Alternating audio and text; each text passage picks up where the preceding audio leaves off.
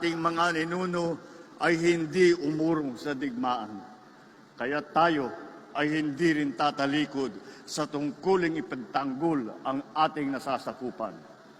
Ipakita natin sa buong daigdig na ang tunay na kapangyarihan ay hindi nasusukat sa lakas o sa yaman, kung hindi sa tunay na kahulugan at katwiran ng ating ipinaglalaban. Sa alab ng pag-ibig sa bayan, ipakita natin sa buong daigdig na ang tunay na kapangyarihan ay hindi nasusukat sa lakas o sa yaman, kung hindi sa tunay na kahulugan at katwiran ng ating ipinaglalaban.